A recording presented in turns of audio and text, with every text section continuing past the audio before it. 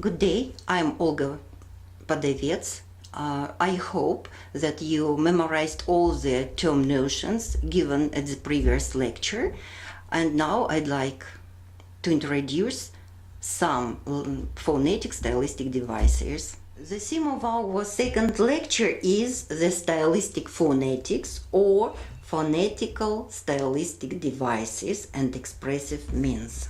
We should consider only 2 points in our plan. The first point is paradigmatic phonetics, phonetics of units, and the second point is syntagmatic phonetics, phonetics of sequences. Let's start our lecture. Paradigmatic phonetics. What is it? Paradigmatic phonetics or phonetics of units actually describes phonographical stylistic features of a written text. Consequently, each text being the combination of phonemes, morphemes, words, sentences should be analyzed from the systematic language organization. Let's start getting acquaintance with the phonetic stylistic device. The first phonetic stylistic device I suggest you to get acquaintance with is grapheme. Grapheme is a phonetic stylistic device. And what is it? It is intentional violation of the graphical shape of a word or word combination used to reflect its authentic pronunciation. You may see the examples. Let's consider the types of a grapheme. Types of grapheme. We differentiate 5 different types of a grapheme. Italics. It is the first type. The next type of a grapheme is capitalization. Pay attention to the writing. Multiplication of a grapheme is the next type of grapheme. Hyphenating spelling. It is also grapheme. And the fifth type of grapheme is substitution of sounds. Except term notion, you should know the function of every stylistic device you got acquaintance with. What are the functions of grapheme?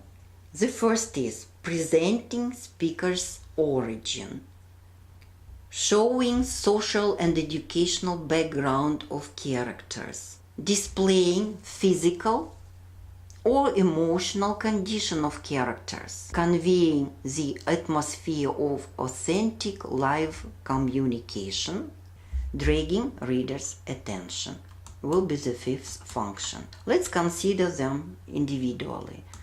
Capitalization, what is it? It is a graphical device which is used to render metaphor and irony. Changed spelling.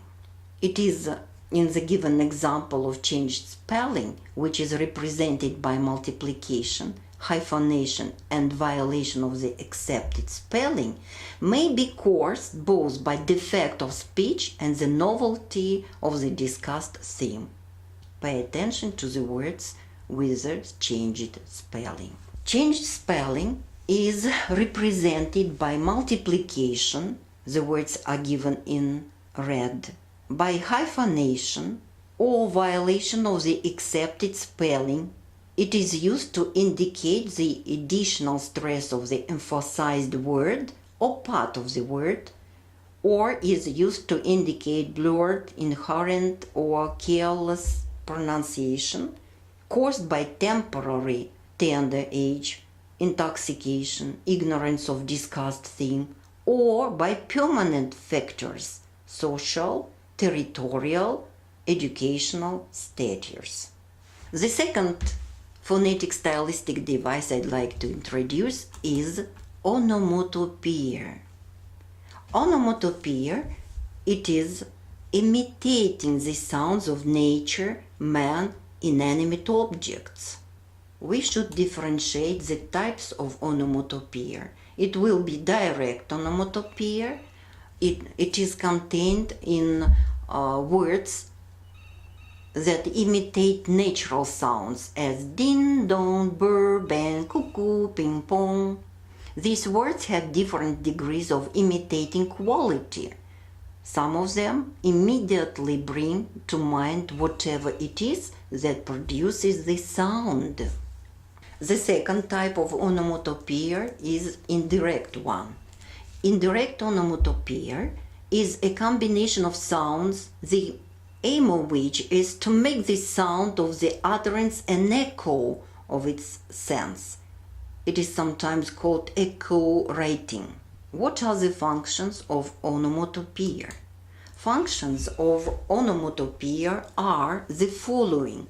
First, producing humorous effect. Second function is to create vivid images. The third function is to depict true-to-life atmosphere, and of course don't forget about authentic function. That is all concerning the first point of our plan. Let's speak about syntagmatic phonetics, which is phonetics over sequences. Syntagmatic phonetics, phonetics of sequences, deals with the stylistic functions of linguistic units used in syntagmatic chains, in linear combinations, not separately, but in connection with other units. Prosody. Prosody is the science and study of versification. Next phonetic stylistic device I'd like you to get acquaintance with is alliteration. Alliteration, it is the repetition of initial identical consonant or any vowel sounds in successive or closely associated words or syllables. It is generally regarded as a musical accompaniment of the author's idea, supporting it with some vague emotional atmosphere which each reader interprets for himself. Last but not least, now or never, sense and sensibility, pride and prejudice. The third stylistic device I want you to know is assonance. Assonance, or vocalic alliteration, is a phonetic stylistic device, resemblance of sounds, partial rhyme created by the stressed vowel sounds. Let's consider the examples. Assonance differs from rhyme in that rhyme is a similarity of vowel and consonant. Lake and fake demonstrate rhyme, but lake and fate, it is assonance. Next phonetic stylistic device is paronomasia. Paronomasia is co-occurrence of paronyms. Phonetically, paronomasia produces stylistic effects analog to those of alliteration and assonance. Poetry. Poetry is a specific expressive system of language, and its specificity makes it difficult for reading and appreciation. Reading poetry can be considered a creative process which requires effort and time. Due to its rhythm and euphony, verse exerts an authentic influence on a reader. Both euphony and rhythm depend on such components of poetry as rhyme and meter. We should closely connect and consider rhythm. What is rhythm? Rhythm is a term applied to both verse and prose. When applied to verse, it refers to the measured alteration of accented and unaccented syllables. And when applied to prose, it refers to the measured flow of words and phrases.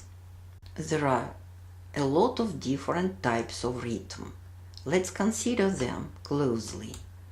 In English poetry, the rhythmic pattern is most often established by a combination of accent and number of syllables. That's why we differentiate marching rhythm, falling rhythm, rising rhythm, dancing rhythm. Speaking about English verse, we should take into consideration that English verse, like any verse, emanated from songs. The musical element has never been lost. It has assumed a new form of existence, rhythm. We use different criteria for differentiation the types of rhythmical arrangements. There exist 3 types of rhythmical arrangement in English versification: the strong stress or tonic meter, syllabic metrical systems, and the syllabatonic.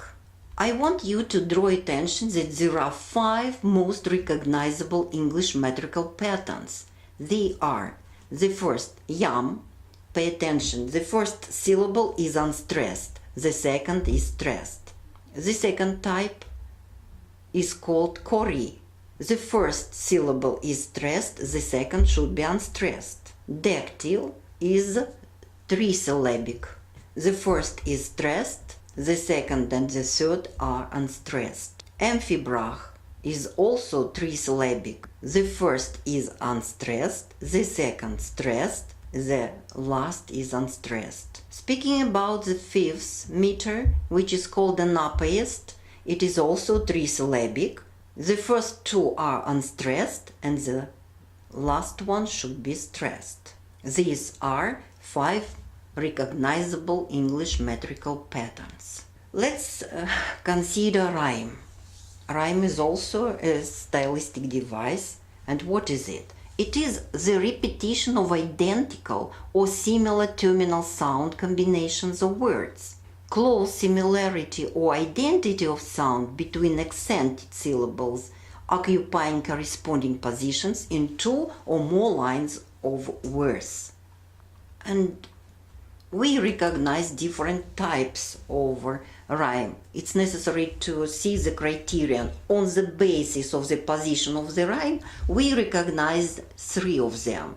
They are end rhyme, internal rhyme, and beginning rhymes. If we take into consideration the number of syllables, we should differentiate the following types of rhyme. It will be masculine, feminine, and triple one. Also, we recognize the following types of rhyme. They are I rhymes, full rhymes, incomplete rhymes, vowel rhymes, and consonant rhymes. Let's speak about full rhyme. What is a full rhyme? Full rhyme is an acoustic identity of all the sounds of the poetic line, beginning with the last stressed one, such as I, sky, letting, setting. Full rhyme can be subdivided into homonymous rhyme, absorbing rhyme, tautological rhyme. Speaking about incomplete rhymes, we differentiate vowel rhymes or consonant rhymes. Vowel rhymes, the vowels of the syllables in corresponding words should be identical, but the consonants may be different, as in the examples say, day, die, why.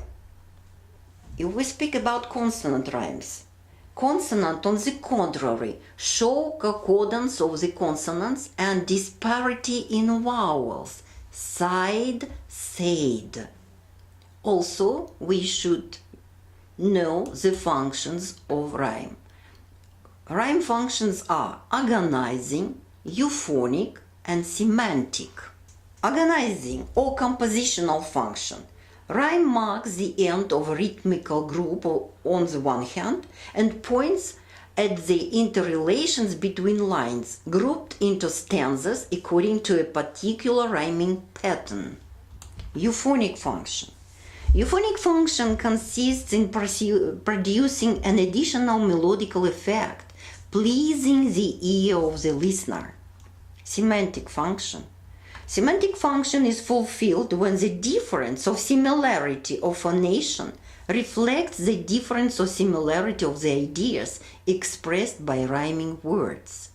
Except the above mentioned, we should consider the rhyme according to the position of rhyming lines, and we differentiate such rhymes as adjacent rhymes, A, B, B. Crossing rhymes, A, B, and ring rhymes, A, B, A. If the verse doesn't possess any rhyme, it is called blank verse.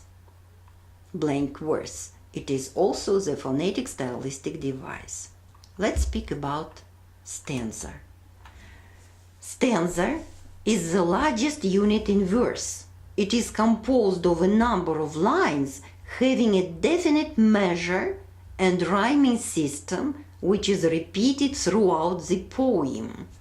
There are different stanzas in English verses. The first, the ballad stanza. This variety is characteristic of folk ballads.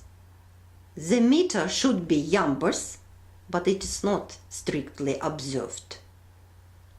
Stanza consists of 4 lines. The first and the third have 4 feet each. They are called tetrameter. The second and the fourth have 3 meter. Gun, day, woman, way. The next phonetic stylistic device is called the heroic couplet. It is one of the oldest forms of English strophics. This stanza was mostly employed in elevated genres. It consists of 2 lines. It is called couple. The rhyming is A, A, B, B, C, C. The meter should be iambic pentameter. The heroic couplet was first to employ in England by Geoffrey Chaucer in Canterbury Tales. The Spenserian stanza. Spenserian stanza consists of 9 lines, the first 8 of which are iambic pentameters, and the 9th is 1 foot longer. It should be iambic hexameter. Speaking about the scheme, the rhyming scheme of the Spenserian stanza is A, B, A, B, B, C, B, C, C. Next stanza that we should recognize is called Chaucerian stanza. Chaucerian stanza should be of 7-line iambic pentameter, rhyming A, B, A, B, B, E, C. It is called sometimes Chaucerian 7-line stanza and the Trollic stanza. Ottava rima is the next stanza you should know. It is a stanza of 8 lines with 3 rhymes. The first 6 lines rhyming alternately and the last 2 forming a couplet. Thus it should be sounded A, B, A, B, A, B, C, C. The next stylistic device I'd like you to get acquaintance with is called sonnet. Sonnet is a 14-line poem with a complex rhyme scheme and structure. 2 basic sonnet types are the Italian or Petrarchian and the English or Shakespearean. Sonnet is a stanza which at the same time is a complete poem in itself. Shakespearean sonnet is a poem of 14 iambic pentameters. It should have a variable rhyme scheme and divided up into 3 quatrains with a concluding couplet that usually expresses the theme of the sonnet. The typical rhyme scheme for this Shakespearean sonnet is A, B, A, B, E, D, E, D, E, F, E, F, G, G. These are all the phonetic stylistic devices I wanted you to introduce with. The recommended references are just the same. I recommend you to study Galperin Ilya Romanovich Stylistics, Znamenskaya Stylistics of the English Language, and Fundamentals of the Course, and the others. Thank you for your attention.